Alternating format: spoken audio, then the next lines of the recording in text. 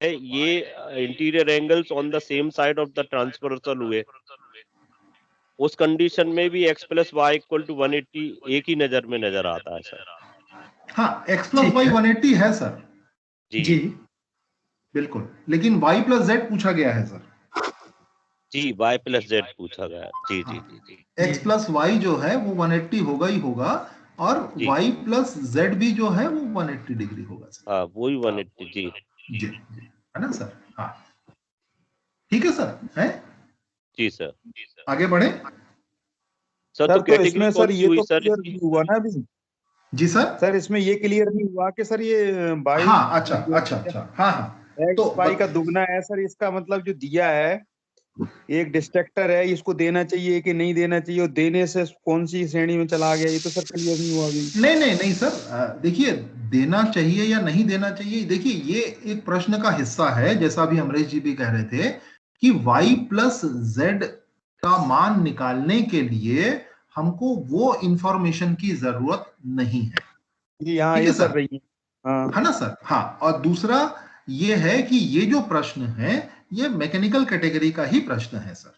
Mechanical का ही है। बिल्कुल ये सर, सर ये दिया जो है ये मतलब दे कि नहीं दे, ये तो सर क्लियर करो आप। जी आइडियली हाँ हाँ बोलिए अमरीश जी। मैं ये बोल रहा था कि आइडियली जब हम क्वेश्चन क्रिएट कर रहे हैं तो हम ट्राई करते हैं कि जितने भी रिडंडेंट इंफॉर्मेशन है, मतलब अनिच्छुक इंफॉर्मेशन है, वो उतने कम रखें।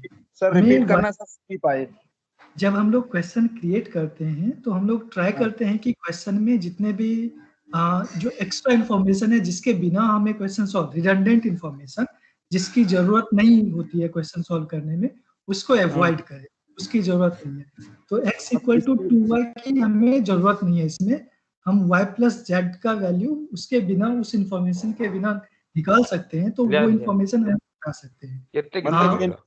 इंफॉर्मेशन जो है जो उसको क्वेश्चन में कोई जरूरत नहीं, उसको देना अवॉइड करना चाहिए, नहीं देना चाहिए ना जी। लाइक आइडियली हमें रिडंडेंट इंफॉर्मेशन की जरूरत नहीं होती है क्वेश्चन में, राइट जी। हमें मतलब सर बोलना सर, क्या बोला रिडेंट क्या सर? इसका सर क्या अर्थ होता है, आपने वर्ड बोला जी उसका मतलब ये है कि कुछ इंफॉर्मेशन, एक्स्ट्रा इंफॉर्मेशन जिसके बिना अगर क्वेश्चन हम सॉल्व कर पाते हैं, उस इंफॉर्मेशन देने की हमें जरूरत नहीं होती।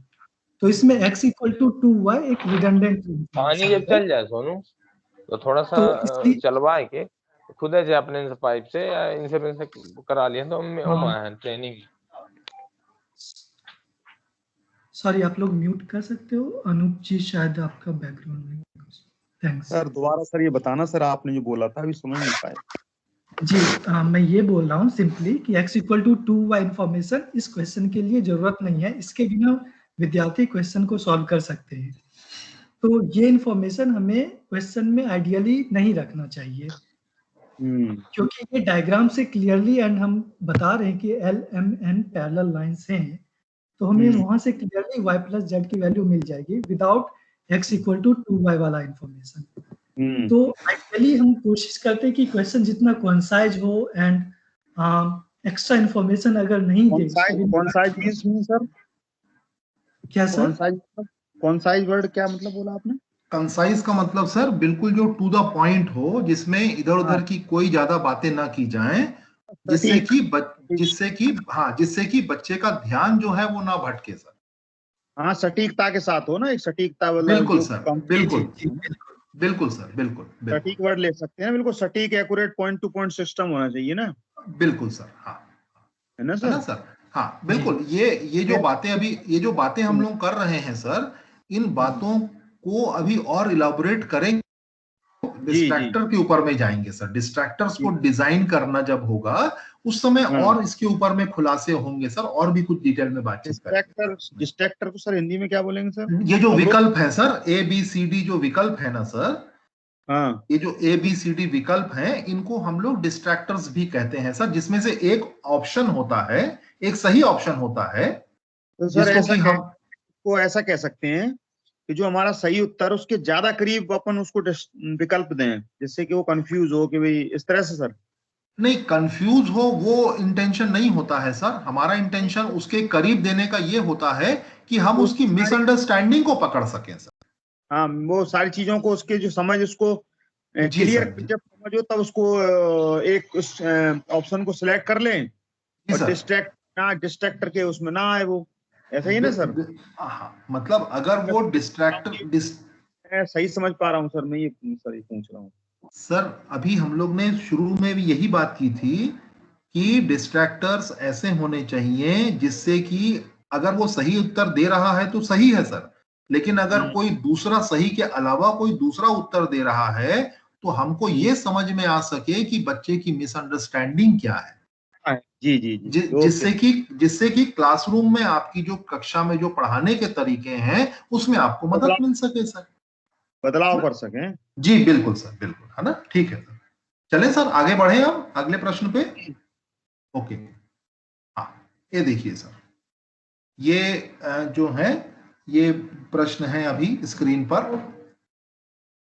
ये पहला प्रश्न है, दो समांतर रेखाएं ए पैरेलल बी को एक तिर्यक रेखा क्रमशः ए व बी को बिंदु पी व क्यू पर काटती है, इसका चित्र निर्मित कर शीर्षाभिमुख कोण व संकट कोण दर्शाइए। ये मुझे लग रहा है ये जो शिव सर का ही ये प्रश्न है ये। जी जी जी, हाँ, फिर मैंने सर ऑप्शन भी दिए हैं इसमें बाद में। हाँ, हाँ सर, वो एक तो ये प्रश्न था और नीचे में एक दूसरा प्रश्न है सर जो आपने दिया है ना। हाँ, तो पहला जो प्रश्न है उसको अगर हम लोग उसके ऊपर थोड़ी सी बातचीत कर लें। जी, हमारे साथी अगर इस पे कुछ कमेंट करना चाहें तो प्लीज आप लोग अपनी बात रखें पहले प्रश्न पे।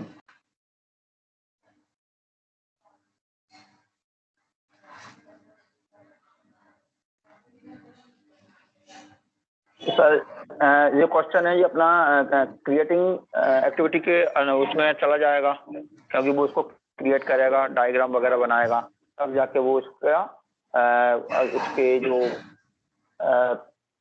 जानकारी दे सकता है रिमेम्बरिंग के आधार पर। चलिए, एक गुप्ता जी कह रहे हैं कि ये हमारा क्रिएटिंग स्तर पे जा रहा है, और अगर और हमारे साथी इस पे कुछ कहना चाहें। सर ये मेरे ख्याल से ये सिर्फ मैकेनिकल लेवल पे ही जा रहा है सर।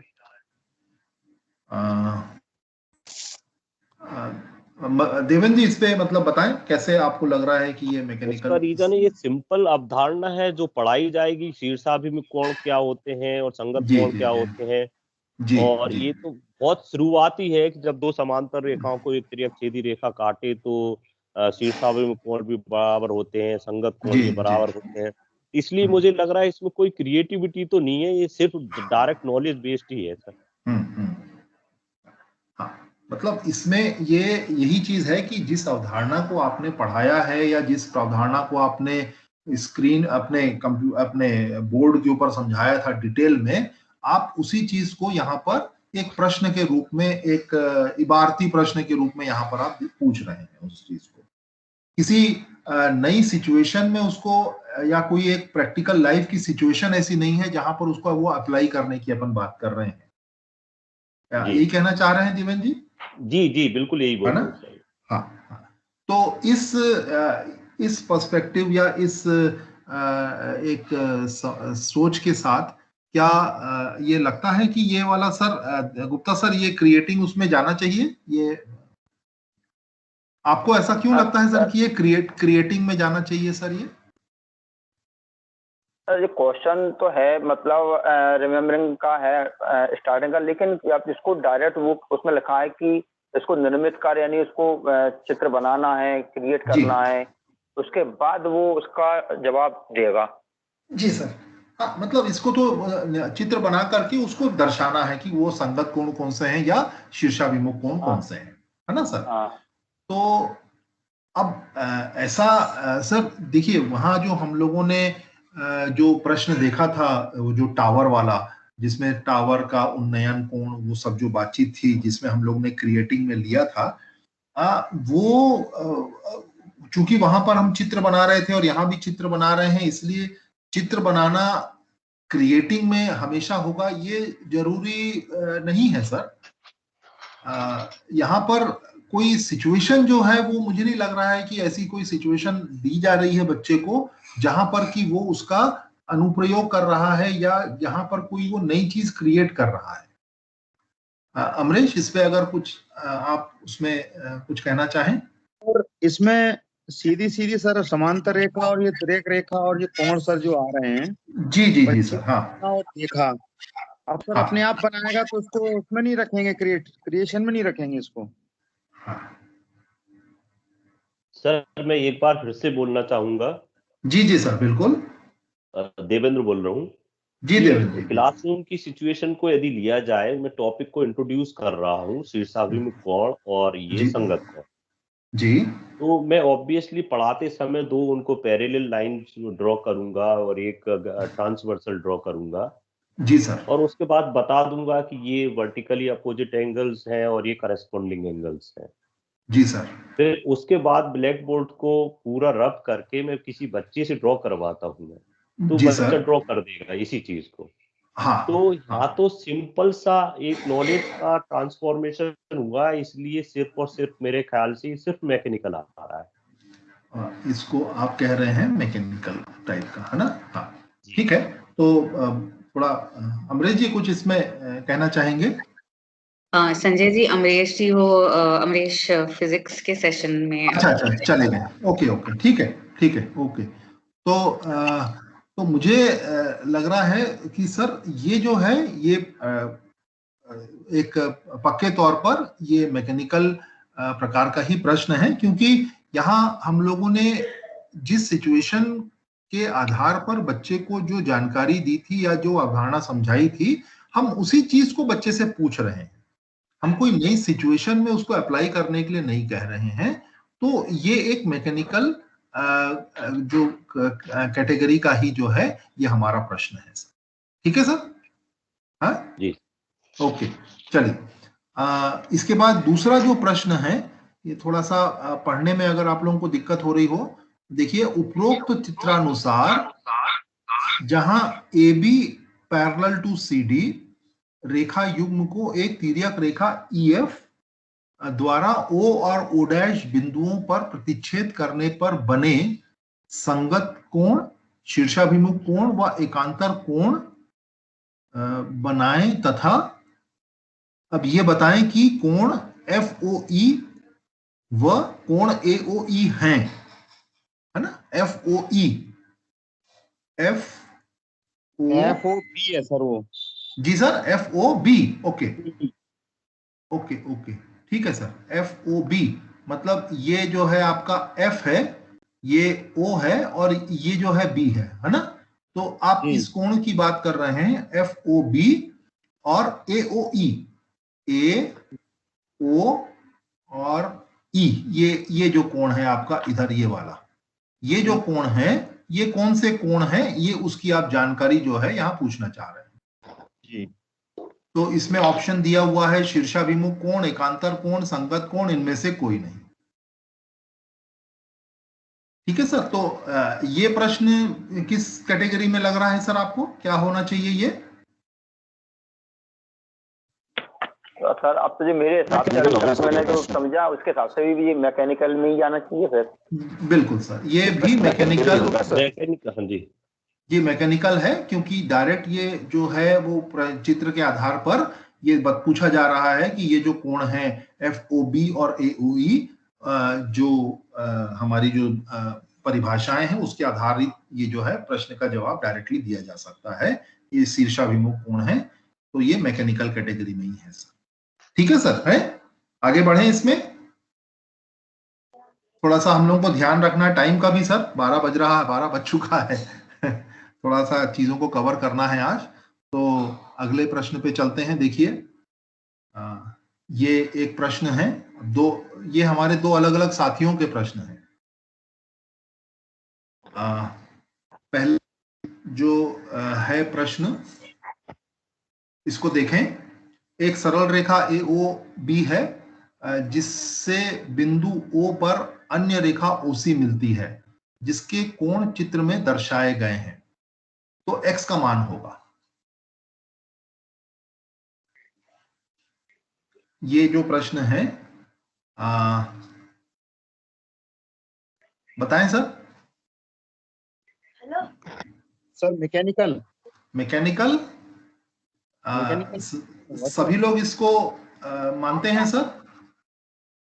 सर ये अंडरस्टैंडिंग, इसका कारण बता दीजिए सर। नहीं सर, सॉरी सर, ये मुझे सीधा मैकेनिकल ही लग रहा है। जी सर, क्योंकि ये जो है ना लीनियर पेयर बन रहा है, तो यहाँ पर तो ये ऐड करके जो है एक्स का वैल्यू निकालना है, तो वो बहुत बड़ा कोई कॉन्सेप्ट नहीं है, इसलिए मैकेनिकल ही लग रहा है। हाँ, ये लीनियर पेयर का जो है कंसेप्ट है और इसको जो है हम लोग मैकेनिकल की कैटेगरी में रख सकते हैं सर। ठीक है सर, चलिए मेरा इसमें ज्यादा इंटरेस्ट है सर, ये सेकंड वाला प्रश्न जो है इसको थोड़ा सा आप लोग अगर देखें, ध्यान से देखें और बताएं सर। दिए गए चित्र में x का मान क्या होगा?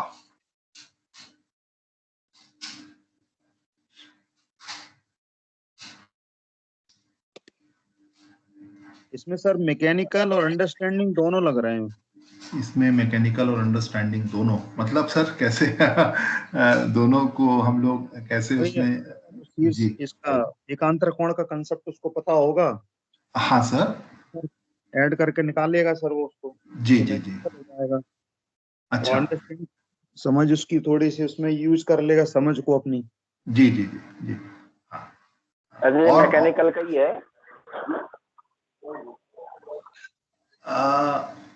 और किसी, हाँ सर जी मेरे जी बोलिए। मैकेनिकल होना चाहिए, क्योंकि ये अल्टरनेट इंटीरियर एंगल इक्वल होती हैं, तो वो x प्लस 40 को 65 के इक्वल करके वैल्यू निकाल सकता है। अच्छा ठीक है, और किसी नजरिए से इस प्रश्न को देख सकते हैं सर? एक तो आप लोगों ने कहा मैकेनिकल या हाँ जी सर प्लीज। सर मैं थोड़ा इसको डिफरेंट नजरिए से देख रहा हूँ, हल्का सा। हाँ क्या सर, है कि जो फिगर बना हुआ है E, D, A, B तक हम जाते हैं, तो ये Z टाइप का फॉर्म कर रहा है। जी सर। तो इस फिगर को डायरेक्ट देख के बच्चे को कॉन्सेप्ट से रिलेट करना होगा। बच्चा सोचेगा कि यहाँ पर ED जो है AB के पैरेलल दिख रहा है, डायरेक्ट बताया नहीं गया है, तो वो पैरेलल और ट्रांसवर्सल के कॉन्सेप्ट पर जाएगा और फिर उसके बाद वो सोचेगा कि यहाँ पर अल्टरनेट इंटीरियर एंगल्स जो हैं वो इक्वल होते हैं, तो 65x + 40 के इक्वल होगा। तो पहले वो कॉन्सेप्ट तक पहुंचेगा, इसलिए मुझे ये लग रहा है कि सेकंड टाइप में जा रहा है। तो वीरेंद्र जी, मैं आपके पॉइंट पे ये कहूंगी, आप जो सोच रहे हैं ना, मुझे उसका दूसरा पहलू लग रहा था कि मुझे तो कहीं एज अ स्टूडेंट मुझे पता ही नहीं है, बोला गया है ED और AB पैरेलल है, तो मैं मतलब इसका सही उत्तर निकल भी सकता है कि नहीं उस पॉइंट ऑफ व्यू से, मतलब वो पैरेलल है भी कि नहीं। जी हो सकता ना हो। सही उत्तर मतलब है भी कि नहीं, मतलब 25 सही उत्तर है भी कि नहीं, मुझे नहीं पता। हाँ, वो इंफॉर्मेशन नहीं दी गई है, बस वो नजर आ रहे थे। हाँ तो कैसे पता 1 डिग्री से ऊपर नीचे हुए तो फिर ये क्वेश्चन जो है मतलब एरर वाला क्वेश्चन में आ जाएगा मैडम। बिल्कुल, यही चीज हम लोगों को पकड़नी रहेगी सर। यही इस प्रकार की जो चीजें हैं हम लोगों को देखना होगा कि देखिए अभी हम लोग एक प्रश्न के ऊपर में हम लोग जो डिटेल में बात कर रहे थे, जहां पर y = 2x जो हम लोग बात कर रहे थे, जिसमें वो एडिशनल इंफॉर्मेशन दी गई थी जिसके बिना हम लोगों ने उत्तर निकाल लिया था सर। जी। अब यहां पर इस प्रश्न को देखिए कि यहां पर वो जानकारी ही नहीं दी गई है जिसके आधार पर ये जो है प्रश्न को हल करेगा। ये कैसे कह सकते हैं हम लोग कि x + 40 = 65 होगा? इसका कोई आधार यहां पर नहीं दिया गया है सर। प्रश्न जो है, प्रश्न में ये जो है नहीं दिया गया है कि ED और AB जो है वो समांतर है, जैसे अभी स्तुति भी कह रही हैं। ये जो समांतर जो एक संबंध है वो दिया ही नहीं गया है यहाँ पर। इस क्वेश्चन को हटाना पड़ेगा सर, या फिर इंफॉर्मेशन ऐड करनी होगी। यस सर, मैं हटाने की बात नहीं है सर, मतलब देखिए ये सारी चीजें हम लोगों से नोइंगली अननोइंगली होती हैं सर। ये तो अभी जो प्रश्नों की विशेषताओं के बारे में हमने पढ़ा था कि प्रश्न जो है वो एरर फ्री होना चाहिए। तो अगर कोई चीज यहाँ पर छूट रही है तो हम उसको ऐड कर लेंगे सर उस चीज को, और उसको उत्तर देने लायक जो है बना लेंगे उस प्रश्न को बच्चे के स्तर पर, कोई उसमें दिक्कत नहीं आएगी सर उसमें।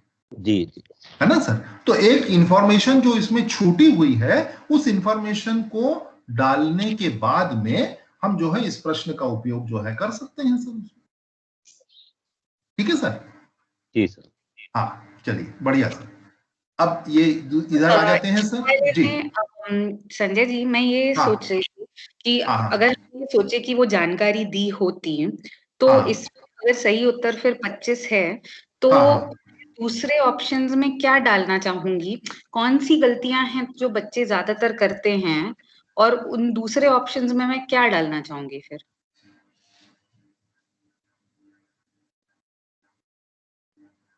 जो मतलब सही उत्तर हुआ 25, पर जो बाकी 3 ऑप्शन होंगे उनमें अभी हमारे पास 50 है, 80 है और 105 है। 105 में समझ गई कि हमने डाला कि बच्चा 40 + 65 कर देगा, इसलिए हम रख रहे हैं। तो क्या तो मेरे हिसाब से 65 भी डालना चाहिए था, क्योंकि हो सकता है कि वो इसी को अल्टरनेट नहीं मान ले कहीं 65 और x को। 15 डिग्री। तो शिवजी फिर से बोलिएगा। 25, हाँ 15 नहीं ठीक है, ओके। फिर 115 भी होना था मिस। 115 क्यों? मिस इस कॉन्सेप्ट में क्या होता है, interior angles on the same side of transversal का सम जो है 180 होता है। तो कहीं ना कहीं उसे ये भी पता है कि 2 एंगल्स मिलके 180 होते हैं। यदि बहुत अच्छा क्लियर नहीं है तो हो सकता है 180 में से 65 को सब्ट्रैक्ट कर दे। अच्छा, ये आप जो कह रहे हैं सर, मैं उसको थोड़ा सा दूसरे तरीके से अगर कहूं कि बच्चा ये भी सोच सकता है कि x + 40 + 65 = 180, वो ऐसा भी सोच सकता है। जी सर, जी सर। है ना। तो x बराबर यहाँ पर 75 भी हो सकता है इसमें। जी सर, जी सर। तो मतलब ये हो सकता है कि बच्चे को ये अगर क्लैरिटी नहीं है कि सेम साइड ऑफ ट्रांसवर्सल का क्या मतलब है, तो वो ये 65 और इन दोनों को लेकर के 180 कर सकता है और उसका जो है रिजल्ट 75 भी आ सकता है। ये भी एक बच्चे की सोच हो सकती है सर उसमें। तो देखिए ये जो अभी स्तुति ने कहा कि ये जो प्रश्न बनाने के ये जो डिस्ट्रैक्टर्स जो हम लोग कह रहे हैं, जिसके ऊपर अपन आगे भी बात करेंगे डिटेल में, तो इस तरीके से अगर हम लोग डिस्ट्रैक्टर्स को डिजाइन करते हैं तो आपको ये पता है कि आपने 25 के अलावा जो 3 डिस्ट्रैक्टर्स दिए थे वो किस कारण से दिए थे, ये आपको पता है। और अगर बच्चा उस 25 के अलावा किसी और डिस्ट्रैक्टर को अगर सेलेक्ट करता है तो आपको ये समझ में आता है कि बच्चा किस प्रकार की गलती कर रहा है और उस गलती का कारण क्या है, और उस गलती का कारण को आप अपनी क्लास में एड्रेस कर सकते हैं। यही मैं कह रहा था उस समय जब शिवजी बात कर रहे थे, शिव सर, कि ये जो मिसअंडरस्टैंडिंग को हम किस प्रकार से दूर कर सकते हैं बच्चों की। ये डिस्ट्रैक्टर्स का डिजाइन जो है ये बहुत ही महत्वपूर्ण होता है इस नजरिए से देखा जाए। और मतलब ये महत्वपूर्ण क्यों होता है इस पे, पर जैसे हमने देखा है, अब आप ये सारे प्रश्न बनाएंगे हम लोग सब मिलके, कल के डेट में हमारे जो सारे स्टेट में सारे जो टीचर्स हैं वो इन प्रश्नों को यूज करेंगे, तो इससे उन्हें जानकारी मिलनी चाहिए कि हम कौन सी चीज सही, मतलब कहाँ बच्चों की अंडरस्टैंडिंग में गैप हो रहा है, क्या ज्यादातर बच्चों की अंडरस्टैंडिंग में कोई चीज में गैप हो रहा है, क्या हम किसी चीज को कोई और तरीके से पढ़ा सकते हैं। तो इन डिस्ट्रैक्टर से काफी वो जानकारी भी निकल के आ सकती है।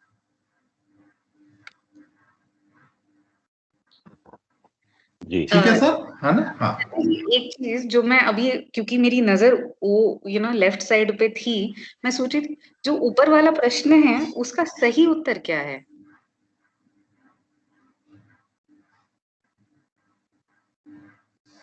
(5x - 20 = 180, 5x = 240 है आंसर। ओके, ठीक है एंड उसमें भी ठीक है। हाँ ठीक है सर, ठीक है संजय जी, अब चलिए ओके। हाँ, तो अब ये जो हमारा जो बगल का जो प्रश्न है, ये वाला नेक्स्ट प्रश्न, थोड़ा सा जो डिम दिख रहा है, त्रिभुज बने हुए हैं, उसमें पूछा गया है कि उपरोक्त चित्र में x प्लस वाई का मान निकालना है हमको, x प्लस वाई का मान। तो ठीक है, जो उत्तर इसमें जो आना है, लेकिन ये डिसाइड कर लें हम लोग मिल करके कि ये किस प्रकार का प्रश्न है सर। इसको अगर हम लोग देखें ध्यान से,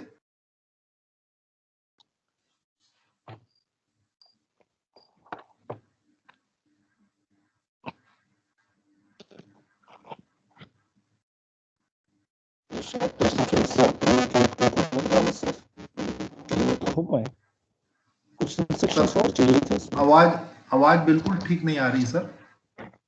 सर इसमें मुझे लग रहा है कि जो प्रश्न बना है अभी हमको ये पूर्ण लग रहा है, कुछ और इंस्ट्रक्शंस इसमें मिलने चाहिए तब हम आगे बढ़ा पाएंगे इसको। सर आवाज शायद माइक में कोई प्रॉब्लम है कि कुछ है, वो गूंजी हुई सी आ रही है। तो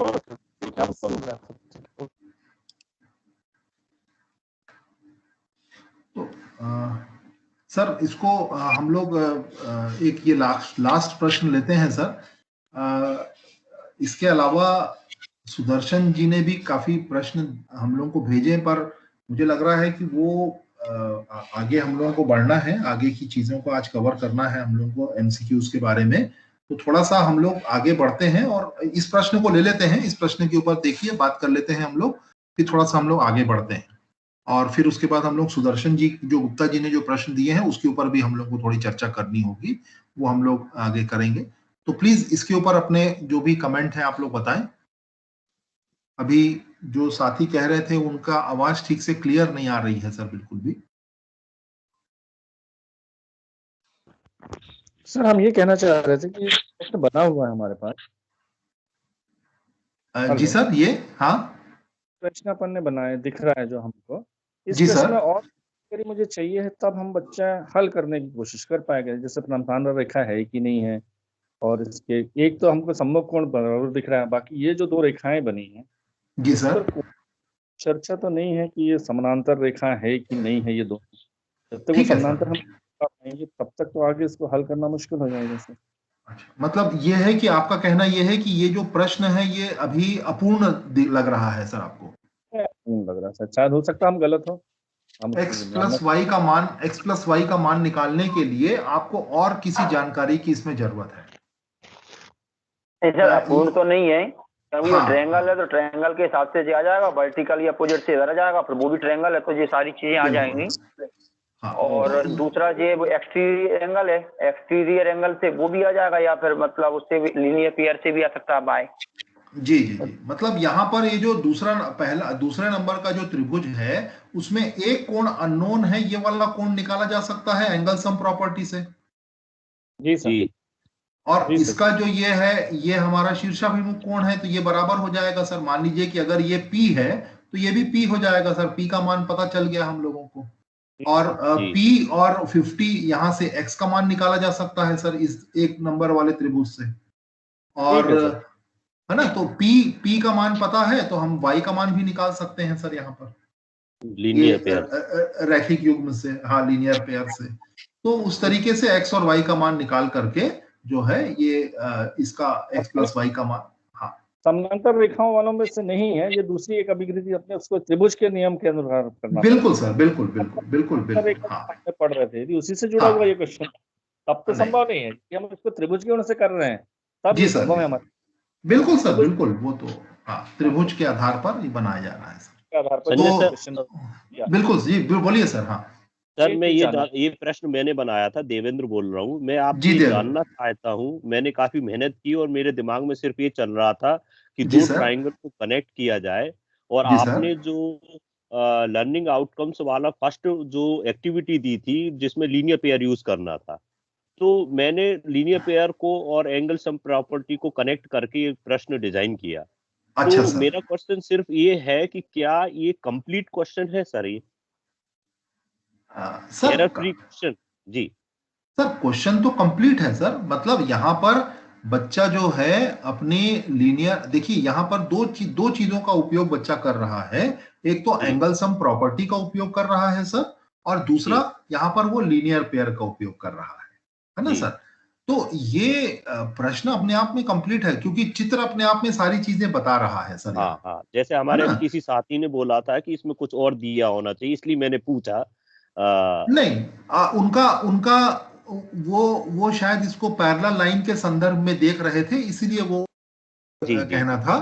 बाकी जो प्रश्न है सर, चित्र जो है अपने आप में कंप्लीट है, और जो प्रश्न दिया है अब वो उससे आसानी से जो है इसका उत्तर निकाला जा सकता है। हाँ, ये जरूर है कि जो डिस्ट्रैक्टर्स का जो यहाँ पर जो डिजाइन, एक तो सर सही आंसर होगा इसमें से, और जो बाकी के जो 3 आंसर हैं, बाकी के जो 3 जो हमारे डिस्ट्रैक्टर्स हैं, आंसर तो नहीं, डिस्ट्रैक्टर्स जो हैं, उनको डिजाइन करने में थोड़ा सा हम लोगों को एक कहना चाहिए कि सावधानी पूर्वक हम लोगों को ये जो है डिस्ट्रैक्टर्स को डिजाइन करना होगा।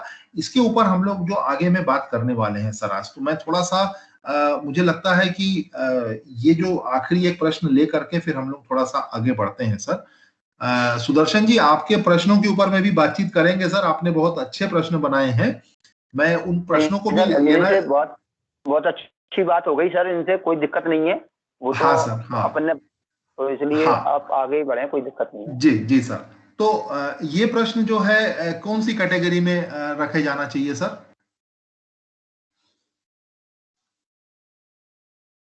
इस पे जो है जिस प्रकार का कैलकुलेशन है, यहाँ पर 2 त्रिभुज का जो एंगल सम प्रॉपर्टी और रैखिक युग्म के ऊपर बात हो रही है सर, तो कैलकुलेशन है इसके अंदर में भी, तो क्या कौन सी कैटेगरी में ये आ जाना चाहिए सर? ये वो भी मैकेनिकल से ही आना चाहिए मेरे हिसाब से, क्योंकि वो ट्रायंगल वाला प्रॉपर्टी तो वही लग रही है ना, और अपना अल्टरनेट वाला लग रहा है। जी सर, जी सर, जी सर, ठीक है सर। हाँ, तो देखिए अभी जितने भी हम लोगों ने प्रश्न देखे हैं, शुरू के हम लोगों ने 6-7 प्रश्न देख लिए, सभी जो है अभी हम लोग देख पा रहे हैं कि ये मैकेनिकल के स्तर के ही प्रश्न बन पाए हैं सर अभी, है ना सर? है, तो अब इसके ऊपर और डिटेल में चर्चा करेंगे सर। अब देखिए हम लोग थोड़ा सा आगे बढ़ रहे हैं, इस पे प्रश्नों के प्रकार के ऊपर थोड़ी सी बातचीत कर लेते हैं। आप लोगों ने वो जो पर्चा आप लोगों को दिया गया या जो रीडिंग मटेरियल दिया गया था एमसीक्यू का और फ्री रिस्पांस क्वेश्चन का, वो आप लोगों ने जरूर पढ़ा होगा सर, है ना? सर तो मेरे हाँ सर बोलिए। मेरा एक क्वेश्चन रेज हो रहा है सर, सॉरी मैं आपको आगे नहीं प्लीज बोलिए सर, बोलिए। तो अभी जो पिछला जो क्वेश्चन था सर, जैसे हम किसी लीनियर पेयर अवधारणा पर हम अभी क्लास ले रहे हैं सपोज, और उसमें एंगल सम प्रॉपर्टी को यूज किया और 2-3 बेसिक कॉन्सेप्ट्स को एक साथ मिक्स करके कोई क्वेश्चन फॉर्म किया। जी सर। तो क्या वो अंडरस्टैंडिंग लेवल पर नहीं जाएगा सर? मैं आपसे जानना चाहता हूँ सर। सर देखिए, ये जो प्रश्न है सर, जैसे यही जो सामने जो प्रश्न दिख रहा है सर, जो मैकेनिकल जिसको अपन कह रहे हैं सर, कैलकुलेशन ज्यादा हो सकता है सर। 2-3 प्रकार के कैलकुलेशन हो सकते हैं। जैसे अभी इसमें एक जैसे हम लोग यहाँ पर एंगल सम प्रॉपर्टी का हमने यूज किया, ये कुछ ऐसा भी हो सकता था सर कि जो एक्सटीरियर एंगल प्रॉपर्टी है उसका भी उपयोग किया जा सकता था। उसका भी हो सकता है यहाँ पर, जी, है ना? अगर आप यहाँ पर ये कहते कि उपरोक्त चित्र में एक्स और वाई का संबंध बताइए, जी, ये एक प्रश्न हो सकता था, जिसमें कि बच्चा ये देखता कि भाई y is equal to x plus 50, जी, है ना, और वहां से वो एक जो है x और y का संबंध निकाल लेता। तो वो वहां पर भी जो कंसेप्ट है सर, वो डायरेक्ट यूज हो पा रहा है सर। जी जी जी, बिल्कुल क्लियर होगा, है ना, डायरेक्टली यूज हो रहा है सर, बिल्कुल, मतलब बिल्कुल, कि हाँ, इसीलिए इसको सर जो है मैकेनिकल के मैकेनिकल में ही आएगा। जी sir, thank you. Okay sir, thank you. चलिए, तो अब हम लोग प्रश्नों के प्रकार पे चलते हैं सर। ये थोड़ा सा ध्यान अपने को रखना है कि आज और आगे जो अगला हमारा जो तीसरा दिन होगा, उसमें ये 2 बातों पर ज्यादा फोकस है सर, कि सीमित विकल्प प्रश्न, लिमिटेड चॉइस क्वेश्चन जो होते हैं, ये एक प्रकार वो एक प्रश्न है, और दूसरा फ्री रिस्पांस क्वेश्चन, जिसके ऊपर कल आप लोग बात भी कर रहे थे, जो जिसका हम लोग डिस्क्रिप्टिव क्वेश्चन की बात करते हैं, वो जो है फ्री रिस्पॉन्स क्वेश्चन की हम लोग बात कर रहे हैं। और इसमें जो सीमित विकल्प के जो प्रश्न हैं, जैसे कि अब हम लोग ने प्रश्न बनाए हैं बहुविकल्पीय प्रश्न, वो एक सीमित विकल्प प्रश्न है। सही या गलत है वो है, सही जोड़े मिलाना ये जो है, इस प्रकार के जो प्रश्न हैं वो हमारे सीमित विकल्प के प्रश्नों के अंतर्गत आएंगे। और जो फ्री रिस्पॉन्स क्वेश्चन है ये आप लोग बहुत अच्छे से जानते हैं। लघु उत्तरी जो प्रश्न होते हैं, जैसे कि रिक्त स्थान भरो, या एक या दो लाइन में उत्तर दो, या एक शब्द में उत्तर दो, ये जो होते हैं वो हमारे लघु उत्तरी प्रश्न हो जाते हैं। और दीर्घ उत्तरी प्रश्न भी आप जानते हैं, जिसके ऊपर में हमको थोड़ा सा ज्यादा लिखना होता है, एक पैराग्राफ, दो पैराग्राफ, इस प्रकार से, वो हमारे दीर्घ उत्तरी प्रश्न हो जाते हैं। कई बार आप लोगों ने देखा होगा कई जगहों पर ये निबंधात्मक प्रश्न भी लिखा होता है, वो और थोड़े से बड़े होते हैं। खासकर अब जब यूनिवर्सिटी लेवल पे जाते हैं तो वो 3-3, 4-4 पेज के आंसर होते हैं कुछ चीजें, तो वो सारे के सारे जो हैं वो जो हम लोग कह सकते हैं कि जो प्रश्न के उत्तर का जो साइज होता है उसके आधार पर हम उसको लघु उत्तरी, दीर्घ उत्तरी, निबंधात्मक जो है, इस प्रकार की बातें हम लोग उसमें कर सकते हैं सर। तो एक जो इंपॉर्टेंट चीज यहाँ पर है सर, हम लोगों को जो यहाँ पर समझना है कि हमें किस प्रकार के प्रश्नों के उपयोग करने चाहिए। अभी हम लोग वापस एमसीक्यू पर जाएंगे सर, लेकिन एक बार हम लोग इसके ऊपर थोड़ी सी बातचीत कर लें कि विद्यार्थी की अवधारणा की गलत समझ की पहचान कर सके। देखिए, ये बार बार ये चीज आ रही है कि जो मिसअंडरस्टैंडिंग होती है बच्चों के समझने में, किसी भी अवधारणा को समझने में कोई कमी रह जाती है, जिसके कारण जो है बच्चे गलत जवाब देते हैं या गलत तरीके से समझते हैं। एक अवधारणा अगर गलत समझी जाती है तो उसके आगे की जितनी अवधारणाएं होती हैं उनमें कहीं ना कहीं फिर वो गलतियां जो हैं बच्चे करने लगते हैं। तो इस बात को ध्यान में रखते हुए हमको ऐसे प्रश्नों को पूछना है जिससे कि मिसअंडरस्टैंडिंग की पहचान हम खुद कर पाए और उसको पहचान करके क्लासरूम के अंदर में उसको हम एड्रेस कर सकें। देवेंद्र जी, उसको म्यूट कर लीजिए अपने माइक को सर। जी सर। Devendra please mute. हाँ, ठीक। अब दूसरा जो एक कारण है प्रश्नों, किस प्रकार के प्रश्नों का उपयोग होना चाहिए, विद्यार्थियों को खुद से समझकर सीखने में मदद कर सके।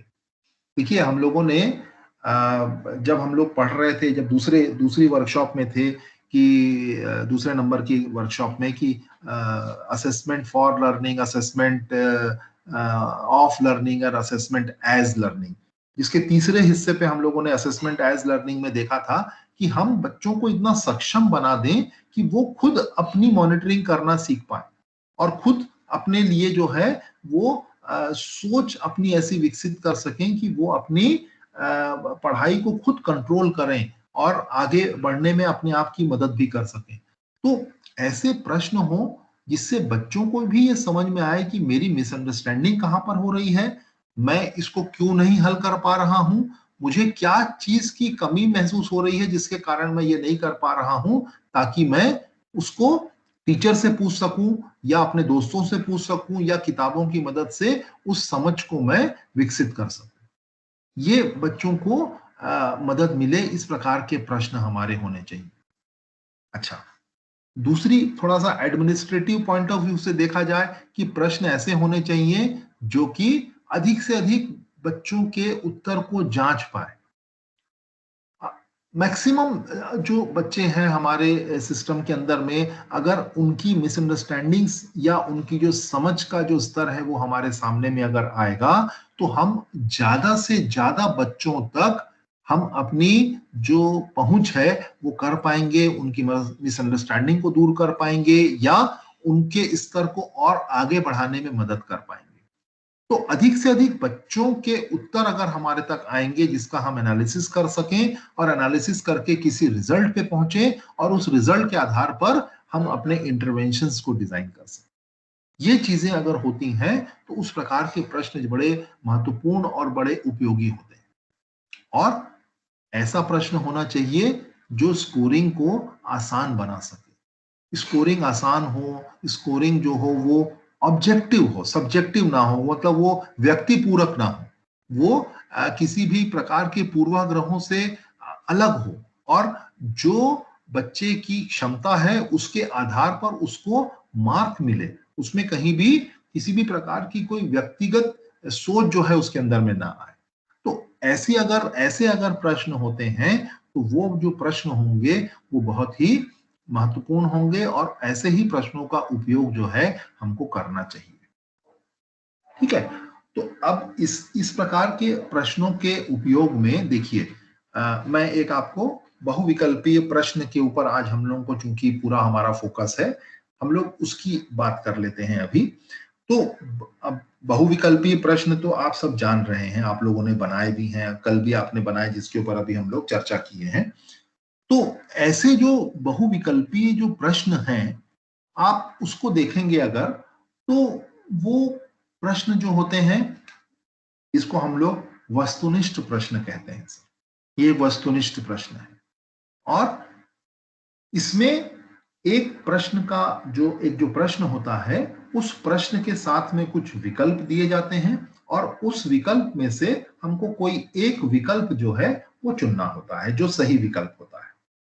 और आप देखें आज के दिन में, चाहे हमारा ऑफलाइन जब हम बात करते थे, वो ऑफलाइन हमारे एग्जाम्स होते थे, या आज हम ऑनलाइन एग्जाम की भी बात कर रहे हैं, यहां पर भी हमारे मैक्सिमम जो हमारा जो उपयोग है वो एमसीक्यूज का ही हो रहा है, इवन ऑनलाइन परीक्षा ऑर्गेनाइज करने के केस में भी। तो सबसे ज्यादा जो है इस प्रकार के प्रश्नों का उपयोग जो है आज के दिन में किया जा रहा है। अभी इस बहुविकल्पीय प्रश्न के हमको थोड़ा सा इसके स्ट्रक्चर की बात कर लेते हैं, कि बहुविकल्पीय जो प्रश्न होता है वो देखिए, उसके आप देख रहे हैं 3 हिस्से दिख रहे हैं आपको। सबसे ऊपर एक प्रश्न लिखा हुआ है, यदि p-1 और 0 के बीच एक संख्या है तो निम्नलिखित में से कौन सी संक्रिया से सबसे छोटी संख्या प्राप्त होगी।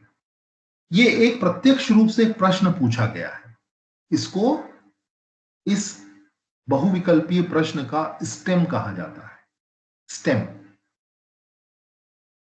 इसके बाद में आप उसके नीचे में आपको 4 विकल्प दिए गए हैं, 4 विकल्प हैं, जिसमें से एक विकल्प जो है वो सही है, और बाकी के जो 3 विकल्प हैं वो गलत हैं। तो जो सही विकल्प होता है उसको हम लोग कुंजी कहते हैं, वो आंसर की है हमारी, और जो बाकी के जो 3 विकल्प हैं उसको हम लोग डिस्ट्रैक्टर कहते हैं, हिंदी में उसको विभ्रांतक कहते हैं, विभ्रांतर। ठीक है, तो ये जो हैं ये हमारे 3 उसके पार्ट हैं, हमारे एक बहुविकल्पीय प्रश्न के, स्टेम, डिस्ट्रैक्टर्स, और जो सही आंसर है डिस्ट्रैक्टर, 3 डिस्ट्रैक्टर हैं, और एक जो है सही आंसर है उसको हम लोग आंसर की या कुंजी कहते हैं। अब ये जो हमारे जो प्रश्न और जो विभ्रांतक और जो की हैं, इनके साथ जो प्रश्न बन जाते हैं, जब सही उत्तर कोई देता है, बच्चा कोई सही उत्तर देता है, तो उसको एक पहले से जो डिसाइडेड जो अंक होता है वो दे दिया जाता है, कि भाई अगर 1 नंबर का प्रश्न है और सही उत्तर मिल रहा है तो 1 अंक मिला उसको। दूसरा, गलत उत्तर के लिए नॉर्मली कोई अंक जो है उसको नहीं दिए जाते हैं, लेकिन कुछ ऐसी प्रतियोगी परीक्षाएं होती हैं जहां पर अनुमान न लगाएं बच्चे, अनुमान लगाने को हतोत्साहित करना है, अनुमान बच्चों को न लगाने के लिए मौका मिले, इसलिए शायद वहां पर कुछ निगेटिव मार्किंग की जाती है, जिससे कि बच्चे को कहा जाता है कि भाई आपको अगर गलत उत्तर होगा तो 25% मार्क कट जाएंगे, या जो कुछ भी वो ऐसा होता है। उसका मेन उद्देश्य ये होता है कि बच्चे जो है गेस ना करें, गेस करके उत्तर ना दें। तो ये एक हमारा जो बहुविकल्पीय प्रश्न है, ये उसके कुछ अपने ये उसका एक स्ट्रक्चर की बात हो रही है। इसके अलावा अगर हम लोग देखें कि इसके बनाने की प्रक्रिया की बात करें, इससे पहले हम लोग छोटा सा इसके ऊपर बात कर लेते हैं कि इसके क्या कहना चाहिए, क्या लाभ और क्या हानि हो सकती है एक बहुविकल्पीय प्रश्न। अगर आप देखें कि अगर जो बहुविकल्पीय प्रश्न जो भी बना रहे हैं, जैसे आप लोग बना रहे हैं, आप लोग फुल्ली कॉम्पिटेंट हैं, आप लोग ये भी जानते हैं कि जो प्रश्न है उसकी क्या विशेषताएं होती हैं, ये सारी चीजें आप लोग जानते हैं। आप लोग धीरे धीरे जैसे जैसे आगे बढ़ते जाएंगे, जैसे जैसे आप लोग प्रश्न अपना बनाते जाएंगे, आपके जो प्रश्नों की जो क्वालिटी होगी वो इंप्रूव होती जाएगी। अभी हम लोग मैकेनिकल प्रश्न बना रहे हैं, धीरे धीरे हम लोग अंडरस्टैंडिंग के प्रश्न बनाएंगे, हम लोग एनालाइजिंग के प्रश्न बनाएंगे, हम लोग इवैल्यूएशन के स्तर के प्रश्न बनाने लगेंगे।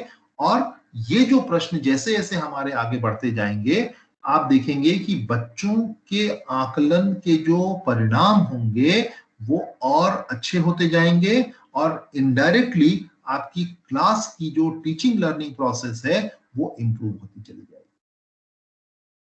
ये एक बहुत महत्वपूर्ण लाभ है इस प्रकार के बहुविकल्पीय प्रश्नों का। दूसरा, इसको जब हम एडमिनिस्टर करते हैं, इसमें बहुत कम टाइम लगता है हम लोगों को। आसानी से कम समय में हम अधिक जो प्रश्नों को हम कवर कर सकते हैं, अधिक बड़ी ऑडियंस को हम लोग कवर कर सकते हैं। जैसा मैंने आपको बताया कि वस्तुनिष्ठता होती है इसके अंदर में, ऑब्जेक्टिविटी है, सब्जेक्टिविटी नहीं है। यहाँ पर टीचर का अपना जो एक कहना चाहिए कोई मान्यताएं हैं, वो इसके इवैल्यूएशन के समय, इसकी चेकिंग के समय जो है वो बीच में नहीं आती है। अगर बच्चे ने उसमें सही उत्तर दिया है, लिखा है, तो बच्चे को उसमें मार्क्स मिलते हैं, और अगर नहीं है, गलत उसने किया है, तो उसको नंबर नहीं मिलते हैं। तो यहाँ पर टीचर का जो एक बायसनेस अगर होती है, तो वो बायसनेस जो है वो इसके मूल्यांकन के समय में नहीं आती है, आड़े नहीं आती है। और इससे बच्चों को एक जो बेनिफिट होता है, देखिए आप ये जानते हैं कई बच्चे ऐसे होते हैं जिनको शायद लिखने में कठिनाई होती है, वो बोल सकते हैं, समझा सकते हैं, लेकिन लिखते समय उनको दिक्कत होती है।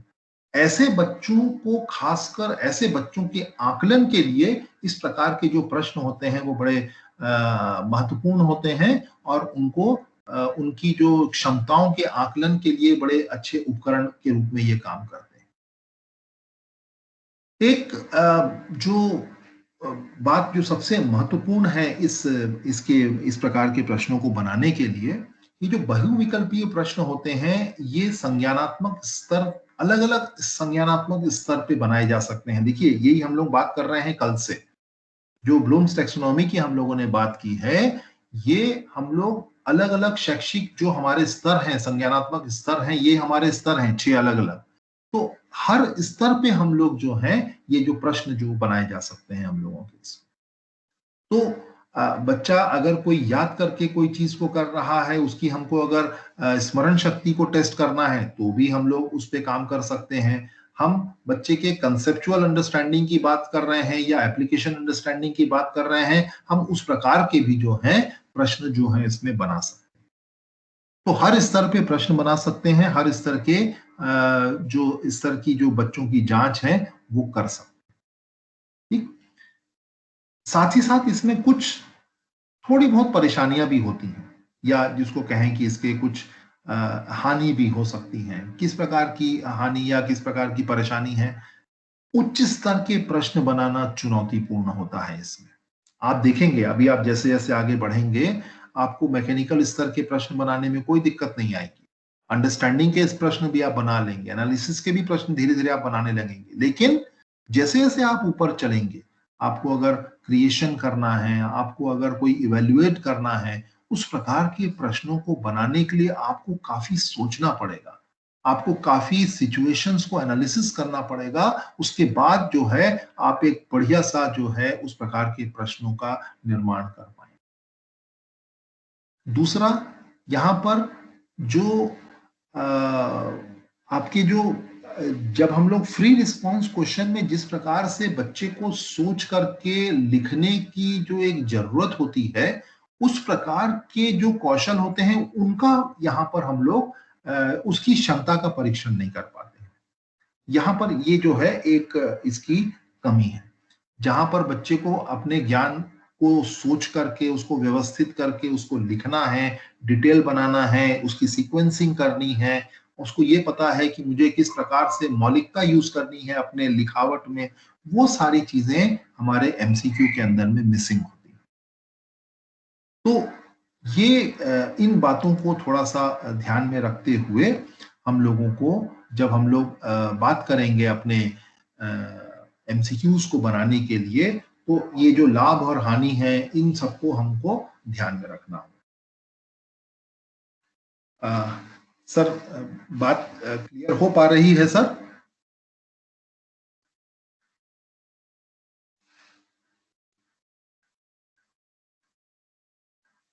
हेलो।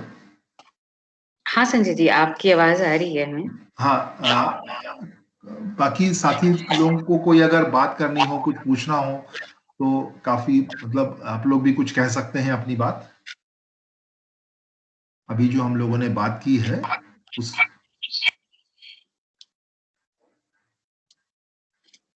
देवेंद्र जी, आप कुछ बोल रहे थे या सुदर्शन जी?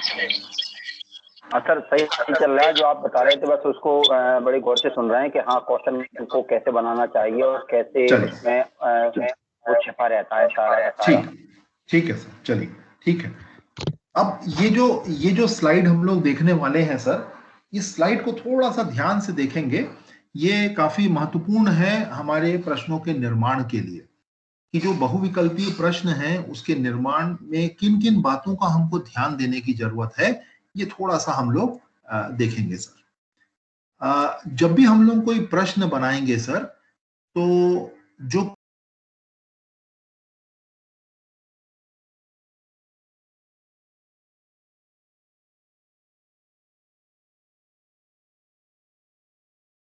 सर आवाज चली गई?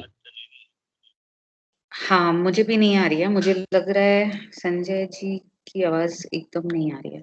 मैं एक बार उन्हें फोन करती हूँ, एक सेकंड। जी।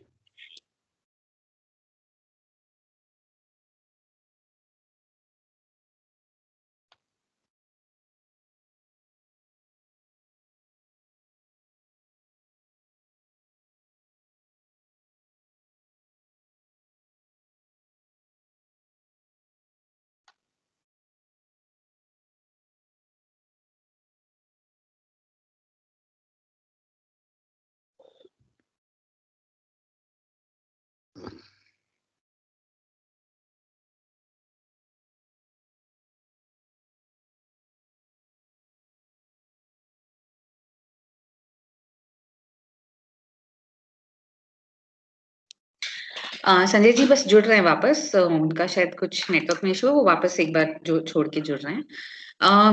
तब तक एक बार जस्ट चर्चा कर लेते हैं कि आज आप लोगों को क्या यूजफुल लगा अभी तक, और कौन सी चीजें जिसपे आप मतलब आगे बढ़ते हुए भी और समय भी बिताना चाहेंगे। अगर एक एक करके हम शेयर करना चाहें जब तक संजय जी वापस जुड़ते हैं। मिस, आज की क्लास में जो मैकेनिकल को लेकर जो चर्चा की, क्वेश्चंस हमने ज्यादा लिए। हेलो।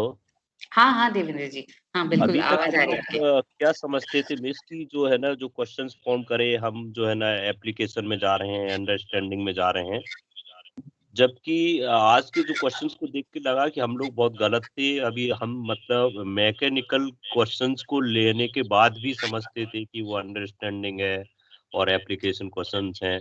तो ये डाउट जो है सिर्फ मैकेनिकल तक हमने अच्छी चर्चा की तो हमारे बहुत हद तक डाउट्स क्लियर हो गए हैं। तो ये बड़ा अच्छा फील हो रहा है कि आज हमको काफी अच्छा नॉलेज गेन हुआ है। और इसमें देवेंद्र जी मैं ये कहूंगी ना, मतलब ये आपके साथ ही नहीं है, हम सबके साथ होता है। जैसे मैं भी अगर प्रश्न जब बनाती हूँ तो मुझे लगता है मैंने कुछ बनाया है, पर जब कोई और उसको देखता है, और वो कोई भी हम में से कोई भी हो सकता है, इसलिए हम सब एक छोटी हमारी एक टीम बनी है इसमें, है ना। तो वो आपको सामने वाला, जैसे आप कोई भी प्रश्न आ रहा था उसमें आप में से एक बोला था नहीं ये शायद मैकेनिकल है, नहीं ये शायद अंडरस्टैंडिंग है। तो जब दो लोगों की चर्चा होती है तब जाके उस क्वेश्चन की क्वालिटी आगे बढ़ती है और बेहतर होती है। जी अच्छा, मैं एक डाउट और क्रिएट हुआ है मेरे माइंड में। बिल्कुल बताइए। कि जो डिस्ट्रैक्टर्स होते हैं, हम लोग हाँ। क्या डायरेक्ट जो है ना स्टूडेंट से जुड़े हुए लोग हैं। हाँ। तो यदि हम डिस्ट्रैक्टर ऐसा डाल देंगे, जैसे अभी बात हो रही थी कि वो 65 है और 40 है, दोनों को ऐड कर लिया। हाँ। तो 105 बना। हाँ। यदि हमने ऑप्शन ए में 105 कर दिया और सपोज कोई स्टूडेंट जो है ना डिस्ट्रैक्ट हो ही रहा है। हाँ। और वो डिस्ट्रैक्ट होने से उसका 105 आंसर मिलेगा और वो ये ऑप्शन में ही लिखा हुआ है। हाँ। तो वो बड़ा खुश हो जाएगा, उसे लगेगा कि मैंने सही कैलकुलेट किया, वो आगे के ऑप्शंस में जाएगी। पर देवेंद्र जी इसका मतलब ये भी हुआ ना कि कहीं ना कहीं वो बच्चे की जो समझ है उस कॉन्सेप्ट की वो इतनी स्ट्रांग नहीं है कि वो उसको सही हिसाब से सॉल्व नहीं कर रहा है। तो अगर वो डिस्ट्रैक्ट हो जा रहा है तो इसका मतलब ये कि हमें उसकी अंडरस्टैंडिंग को बेटर करना है। हमें उसे मतलब वो जिस तरह से वो कॉन्सेप्ट को समझ रहा है उसकी समझ पे और ध्यान देना है। तो इसीलिए मिस हम लोग अभी तक क्या करते थे कि हम लोग जैसे सोच रहे हैं कि वो डिस्ट्रैक्ट होगा तो ऐसा आंसर ही ना डालें कि वो डिस्ट्रैक्शन होने के बाद उससे मैच हो। यदि वो मैच नहीं होगा तो वो आगे बढ़ेगा, ऐसा हमारा सोच है। देवेंद्र जी वैसे में आप ये सोचिए कल के दिन जब वो बच्चा ऐसा कुछ देखेगा जहाँ पे वो डिस्ट्रैक्टर उसको आ गया तो उसके तो मतलब उस कॉन्सेप्ट की अंडरस्टैंडिंग उतनी क्लियर है ही नहीं ना। नहीं, अगर वो वही मतलब दूसरी चीज को चूज करे तो इनफैक्ट अब जितना जो ज्यादा गलतियां बच्चे करते हैं हम वैसे डिस्ट्रैक्टर रखें तो हमें समझ में आएगा कि अंडरस्टैंडिंग कितनी समझ उसकी एकदम क्लियर है। हाँ, उसका कॉन्सेप्ट का अच्छा कमांड बनेगा। इंद्र जी मुझे लग रहा है माइक में कुछ है, मुझे आवाज ना वापस वो धुंधली सी आ रही है। हम जो डिस्ट्रक्टर दे रहे हैं वो हमारी टेक्निक को यूज करने लायक बने कि हम ये जा सकता था बच्चा हमारा और ऐसी विधि जिसको पढ़ा दे ताकि ये उसको हल कर पाए। डिस्ट्रक्टर हम ऐसे यूज कर लें उसमें। मैं समझ नहीं पाया आप क्या कह रहे हो, आप थोड़ा और समझाओ मुझे। हाँ जी, हाँ जी तेज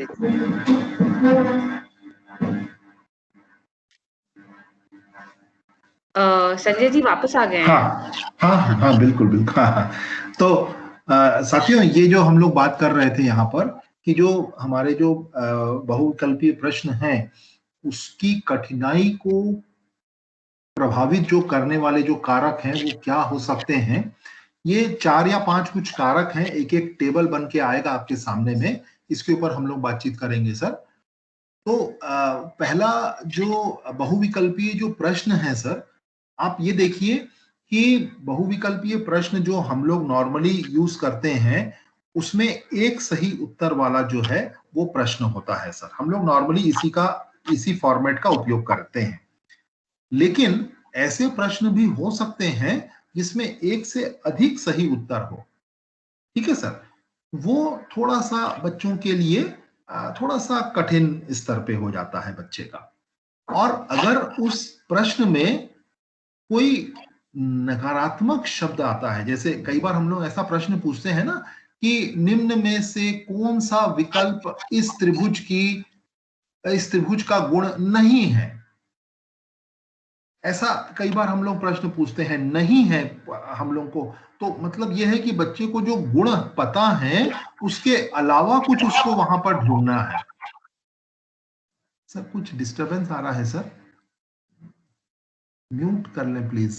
हाँ ठीक है सर, ओके। तो उस प्रकार का जो निगेटिव अगर शब्द रहता है तो बच्चे को वहां पर थोड़ा सा जो है बच्चे के स्तर से वो थोड़ा सा जो है वो कठिन या मध्यम स्तर पे जो है वो प्रश्न हो जाता है। और इसी तरीके से जो कठिन है वो भी और आगे के स्तर, जैसे अभी 2 सही उत्तर हैं और उसमें जो प्रश्न जो दिया गया है उसमें नकारात्मक शब्द है या नकारात्मक किसी प्रकार का संबोधन है, तो वो ये जो दोनों जो कैटेगरीज हैं मध्यम और कठिन, वो इस तरीके से जो है वहां पर आ जाती हैं जहां पर एक से अधिक सही उत्तर हैं और नकारात्मक शब्दों का जो उपयोग हो रहा है उससे थोड़ा सा बच्चों को प्रश्न जो है वो कठिन लगता है। तो फिलहाल हम लोग का जो फोकस है वो बहुविकल्पीय एक सही उत्तर वाले प्रश्न पे है, लेकिन इसके जो आगे के जो हमारे डायमेंशंस हैं उन डायमेंशंस को ध्यान में रखते हुए हम मध्यम और कठिन स्तर के प्रश्नों का निर्माण भी जो है वो हम लोग करते हैं या करेंगे। दूसरे डायमेंशंस क्या है? जैसे पहला है इसमें विषय की समझ। अगर बच्चे प्रश्न में जो संदर्भ उपयोग किया गया है वो बच्चे के लिए एकदम परिचित है, उसको लगता है कि अरे ये तो बिल्कुल मेरे हर दिन मेरे साथ ये घटना होती है या मैं इससे बिल्कुल परिचित हूं, तो प्रश्न उसको समझने में कोई दिक्कत नहीं आती है, वो प्रश्न उसके लिए सरल हो जाता है।